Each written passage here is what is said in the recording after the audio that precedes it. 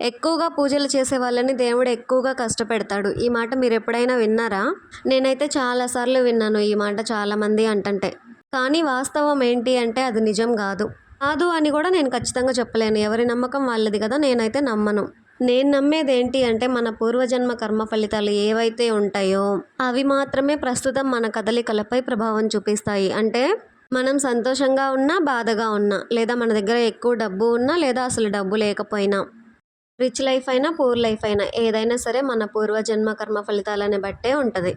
ఈ మాట నేను చెప్పింది కాదు. మహాభారతంలో శ్రీకృష్ణుడు చెప్పిన మాట. నేనైతే చాలా బాగా నమ్ముతాను ఈ మాటని. నిజంగా మహాభారతం సీరియల్ ఎంత ఇంట్రెస్టింగ్‌గా ఉంటదంటే, ఒక్కసారి కాదు, 2 సార్లు కాదు. చూడడం అయిపోయినా సరే ఎన్ని సార్లైనా చూడాలనిపించేంత ఇంట్రెస్టింగ్‌గా ఉంటది. నేను మహాభారతం సీరియల్‌ని 2 టైమ్స్ చూశాను. అటు ఇటుగా కొంచెం డైలీ 1 ఆర్ 2 ఎపిసోడ్స్ చూసినా 5 మంత్స్, 6 మంత్స్ దాకా పట్టింది నాకైతే. దగ్గరగా 6 నెలల్లో కంప్లీట్ చేసుకొనుంటా. నిజంగా ఈ కాలంలో అందరూ చూడాల్సిన సీరియల్ మహాభారతం. నాకైతే చాలా ఇష్టం. నేను సెకండ్ టైమ్ కూడా చూసా. సెకండ్ టైమ్ అయితే 3 మంత్సేలే పట్టింది. ఎందుకంటే ఆల్రెడీ చూసిందే కాబట్టి దగ్గర స్కిప్ చేసుకుంటూ 3 మంత్స్‌లో కంప్లీట్ చేసేసా. అయినా సరే వస్తుంటే మాత్రం మళ్ళీ చూస్తూనే ఉంటా సీరియల్. అంత ఇష్టం నాకు మహాభారతం అంటే. అందులో శ్రీకృష్ణుడు చెప్పే మాటలు, పాండవుల వనవాసం, ఇంకా ద్రౌపది పుట్టుక. నేను చదువుకునేటప్పుడు నాకు ఈ విషయం తెలీదు. ద్రౌపది అగ్నిలో నుండి పుట్టింది అని. ఎగ్జామ్స్ టైంలో 8th క్లాస్‌లో అనుకుంటా నేను ద్రౌపది గురించి ఒక వ్యాసం కూడా రాశాను. కాకపోతే అప్పుడు నాకు అసలు ఏమీ తెలీదు. జస్ట్ బట్టి బుక్‌లో నుంచి రాసేసాను. అదే వ్యాసం ఇప్పుడు రాయమంటే మాత్రం 10/10 మార్క్స్ వచ్చేసాయి నాకు. అప్పుడైతే 7 ఏసారు మేడం, మా తెలుగు మేడం. నిజంగా అంత బాగుంటుంది మహాభారతం. ఇప్పుడు కూడా స్టార్ మాలో వస్తూనే ఉంటుంది టీవీలో. ఎవరైనా ఇంట్రెస్ట్ ఉంటే చూసేవాళ్ళు చూడొచ్చు. అందరూ చూడాల్సిన సీరియల్, తప్పకుండా తెలుసుకోవాల్సిన విషయాలు. మహాభారతం ఒకటి, ఇంకా రామాయణం కదా, ఇవన్నీ మనం ఎంతో తెలుసుకోవాల్సిన విషయాలు, మన పిల్లలకి తెలియజేయాల్సిన విషయాలు. ఇంకా చాలామంది అంటుంటే విన్నా. అందులో కూడా సీరియల్లో కూడా చూసినట్టున్నా నేను. కలియుగంలో అయితే ఇప్పుడు చేసుకున్న కర్మలని ఇప్పుడే అనుభవిస్తున్నారు అని కూడా. ఏదైనా సరే మనం ఏది ఇస్తే అదే మనకి తిరిగి వస్తుంది అని. నిజమే కదా! కొన్ని సార్లు మనం కూడా ఎక్స్పీరియన్స్ చేసే ఉంటాం. కాకపోతే అది మనకు తెలియకపోవచ్చు.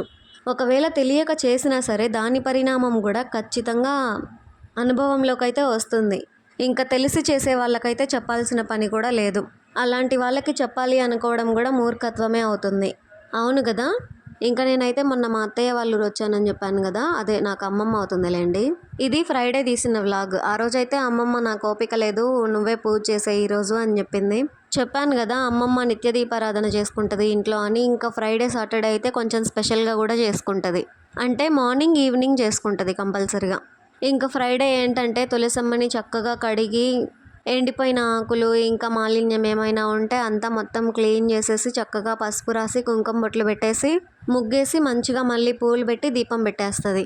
నేనైతే ఎప్పుడు ఇక్కడ ఇలా పూజ చేయలేదు ఇంత ప్రత్యేకంగా. ఆ రోజు ఎందుకనో మరి నాకు ఓపిక లేదు, నువ్వే చేసేయి అనేసరికి నేనే ఆ రోజు మొత్తం తులసమ్మ దగ్గర అయితే అంతా క్లీన్ చేసేసి, చక్కగా పసుపు రాసి, బొట్లు పెట్టి, పూలు పెట్టేసి, ముగ్గులేసేసి, ఇంకా దీపం పెట్టేశాను. పూజ గదిలో కూడా ముందు రోజున్న మాలిన్యం అంతా క్లీన్ చేసేసి, ముగ్గేసి, దీపాలు పెట్టి, పూలు పెట్టేసి పూజ చేసేసాను. శ్రియకాంతాయ కళ్యాణ నిధయే ధియాం శ్రీ వెంకట నివాసాయ శ్రీనివాసాయ మంగళం. పూజ చేసేటప్పుడు ఎక్కువ మనసులో ఏమని నామస్మరణ చేసుకోవాలి, అది మన ఇష్టం. పూజ చేసేంతసేపు ఎక్కువ మన మనసులో అయితే భక్తి ఉండాలి. దేవుడి గురించే నామస్మరణ చేసుకుంటూ ఉండాలి. ఇంకా హారతి ఇచ్చేటప్పుడైతే నేను వెంకటేశ్వర స్వామి మంగళం పాట అయితే ఒకటి నేర్చుకున్నాను. ఇది పాడుకుంటాను. ఇంకా ఆ రోజు పిల్లలు కూడా పొద్దున్నే లేవకపోయేసరికి నాకైతే పూజ చాలా ప్రశాంతంగా జరిగింది. ప్రశాంతంగా చేసుకోగలిగాను. ఆ రోజు నన్ను ఈ పనంతా కూడా అమ్మమ్మ చేయమన్నందుకు నాకు చాలా హ్యాపీగా అనిపించింది. ఇంకా పూజ అంతా అయిపోయాకైతే అమ్మమ్మ ఆల్రెడీ టీ పెట్టేసి తాగి తను వెళ్ళింది. ఇంకా నేను తాగుదాం అనుకునేసరికి చల్లారిపోయాయి. ఇంకా మళ్ళీ స్టవ్ మీద పెట్టి వేడి చేసుకొని మళ్ళీ కొంచెం సేపు అట్లా ఫ్రీ అయ్యి టీ తాగి కొంచెం ఇంకా వంట అయితే చేద్దామని చెప్పేసి కర్రీ కోసం ఇవాళ పప్పు కడిగాను. దోసకాయ పప్పు చేద్దామని దోసకాయలు, టమాటాలు, పచ్చిమిర్చి, ఉల్లిపాయ అన్నీ కట్ చేసి పెట్టి పప్పులో వేసి స్టవ్ మీద పెట్టాను. నానతాయి కదా, 10 కల్లా అట్లా స్టార్ట్ చేసుకోవచ్చు వండుకోవడం అని చెప్పేసి. ముందే నాకు చెప్పి వెళ్ళింది ఇవాళ వంటకైతే బెండకాయ ఫ్రై ఇంకా పప్పు చేయమని చెప్పి. ఎక్కడికి వెళ్ళిందో చెప్పలేదు కదా, గేదెలు ఉన్నాయి మాకు. సో మేత కోయడం కోసం అని చెప్పేసి డైలీ మార్నింగ్ 7:30 ఆ టైంలో వెళ్తారు చేనికి. కష్టం దగ్గర నుండి వచ్చి టీ తాగి టిఫిన్ చేసి వెళ్తారు.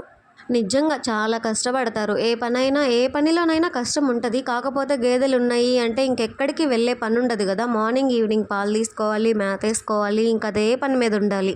ఒకవేళ ఎక్కడికైనా వెళ్ళినా సరే మళ్ళీ ఈవినింగ్ కల్లా వచ్చేయాలి. అది పొద్దున హడావిడిగా పనంతా చేసుకొని పాలు పిండుకొని వెళ్తేనే మళ్ళీ ఈవినింగ్ పాలు తీసే టైంకి రావాలి. ఇంక అమ్మమ్మ అయితే ఈ మధ్య జొన్న రొట్టెలు చేసుకుంటుందంట. అదే పిండి కలిపి అమ్మమ్మ ఒక 2 రొట్టెలైతే వేసుకొని వెళ్ళి నా కోసం నువ్వు చేసేసుకో అని చెప్పేసి కలిపిపోయింది పిండి. ఇంక నేను పప్పు కడిగి నానబెట్టి తిందామని చెప్పేసి టిఫిన్ టైం అయింది కదా! ఇప్పటికే లేట్ అయింది అని ఒక రొట్టె అయితే చేసుకొని నేను తినేసాను. ఇంకా మా కన్నయ్య అయితే నేను గడపలు పూదించేటప్పుడే లేచాడు. మా గగన అయితే నేను టిఫిన్ చేస్తున్నప్పుడు లేచింది. ఇంకా లేచిన తర్వాత ఫస్ట్ అయితే వాళ్ళిద్దరిని చక్కగా బ్రష్ చేయించి ఎలాగో లేట్‌గానే లేచారు గదా అని చెప్పేసి ఒకేసారి స్నానాలు గూడా చేయించి తీసుకొనొచ్చి రెడీ చేసి కూర్చోబెట్టాను. వాళ్ళకి గూడా ఇంక టిఫిన్ పెట్టేద్దామని. ఈ రొట్టెలు అలవాటు లేనోళ్ళైతే తొందరగా తినరులే గానీ, అలవాటు ఉన్నోళ్ళకైతే టేస్ట్ బావుంటే చాలా చక్కగా తింటారు. హెల్త్ కూడా బావుంటది. ఆరోగ్యానికి ఎంతో మంచియి గదా జొన్నలు ఇట్లాంటివి. ఇంక పూజ అంతా అయ్యాక నేను గూడా రెడీ అయ్యాను గదా! పూలు ఆల్రెడీ ముందు రోజే తీసుకొచ్చి పెట్టింది అమ్మమ్మ మాలగట్టమని. నేను ఆ రోజు మాలగట్టి ఫ్రిడ్జ్‌లో ఏశాను గుర్తులేదు. ఇందాల కూరగాయల కోసం అని చెప్పేసి ఫ్రిడ్జ్ ఓపెన్ చేస్తే ఈ పూలు కనిపిచ్చాయి. ఇంక అందుకని పూలు గూడా పెట్టేసుకున్నా. ఇంక పూలు పెట్టేసుకొని పిల్లల్ని రెడీ చేశాను కదా టిఫిన్స్ పెడదామని. ఇంక వాళ్ళ కోసం అయితే పాలు కాగబెట్టి పాలు పోసి ఫస్ట్ అయితే పాలు ఇచ్చేసాను. ఇంక ఈ పాలు కాగుతూ ఉన్న టైంలో అయితే కొంచెం బియ్యం కూడా కడిగి పెట్టేద్దామని చెప్పేసి బియ్యం తీసుకొని బియ్యం కూడా కడిగాను. లక్కీగా ఆ రోజైతే ఎండ లేదు పెద్దగా. ఎందుకనో మరి గాలి మామూలుగా దోలట్లేదు. ఎత్తిపోస్తుంది గాలైతే పొద్దున్న లేచిన దగ్గర నుంచే. ఒకవేళ ఎండొచ్చినట్లయితే ఈ పనులన్నీ చేసుకునే టైంలో నాకు కొంచెం చిరాకుగా అనిపించేదేమో. ఎండ కూడా లేదు. మంచిగా గాలి తోలుతునేసరికి ఎన్ని పనులైనా సరే ఈజీగా అనిపించింది. మళ్ళీ మళ్ళీ చేసుకోవాలి అనిపించేలా ఉంది. ఏముందిలే ఎన్ని పనులైనా ఫాస్ట్‌గా చేసుకోవచ్చు అనేంతలా తోలుతుంది గాలి. గాలి సంగతి అట్లా ఉంచితే ఈ గాలికి దుమ్ము కూడా బానే వస్తుంది. ఎనక కొంచెం ఓపెన్ ప్లేస్ కదా! అందులోనూ గాలి కోసమని డోర్స్ ఓపెన్ చేశాము. దుమ్ము కూడా ఫుల్లుగా వస్తుంది ఇంట్లోకి. ఊడుస్తుంటే ఊడ్చే కొద్దీ, తుడిచే కొద్దీ వస్తుంది ఈ దుమ్మయితే. అలా అని క్లోజ్ చేసుకుందామా అంటే మళ్ళీ వేడిగా ఉంటదని చెప్పేసి ఇంక క్లోజ్ చేయను. ఇంక ఈ లోపైతే పాలు పొంగొచ్చాయి. వాళ్ళిద్దరికీ పోసి ఇచ్చాను. పాలు పొంగి రాగానే ఇంక బియ్యం కూడా కడిగి పెట్టేసి వాటర్ పోసేసి రైస్ కుక్కర్‌లో అయితే పెట్టేశాను. ఇంక బియ్యం కడిగి పెట్టగానే చెప్పాను గదా! ఈరోజు కర్రీలోకైతే పప్పు, బెండకాయ ఫ్రై చేయమని చెప్పి వెళ్ళింది అని చెప్పేసి అమ్మమ్మ. ఇంక అందుకని బెండకాయలు తీసేసి బెండకాయలు కూడా కట్ చేయడం స్టార్ట్ చేశా.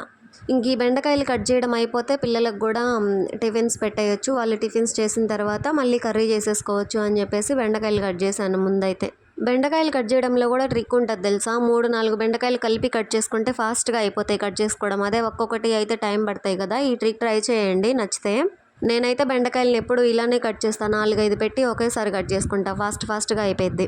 ఇంకా బెండకాయ ఫ్రై జిగురుగా రాకుండా ఉండాలి అంటే ఫస్ట్ ఒకసారి కొంచెం బెండకాయలని వేడి చేసి అలా ఫ్రై చేసి పక్కకి తీసి పెట్టుకున్నామంటే ఇంకా జిగురుగా రాకుండా చక్కగా విడివిడిగా పొడిగా వస్తాయి. బావుంటది కర్రీ కూడా ఫ్రై కూడా. ఇంకా సమ్మర్ కదా! మజ్జిగ అయితే కంపల్సరీగా ఉండాల్సిందే. హెల్త్‌కి కూడా మంచిది కదా! డైలీ మజ్జిగే తాగుతారు. ఇంకా మజ్జిగ చిలికి పిల్లలకు కూడా టిఫిన్స్ పెట్టేశాను. వాళ్ళు తినేస్తూ ఉన్నారు. ఈలోపు నా పనులు కూడా అన్నీ అయిపోయాయి. ఇదేనండి ఫ్రైడే వ్లాగ్. మీకెలా అనిపించిందో కామెంట్ చేసేయండి. అలానే ఇక్కడి దాకా వచ్చారు కదా! చిన్న లైక్ ఇచ్చి సబ్స్క్రైబ్ చేసేయండి.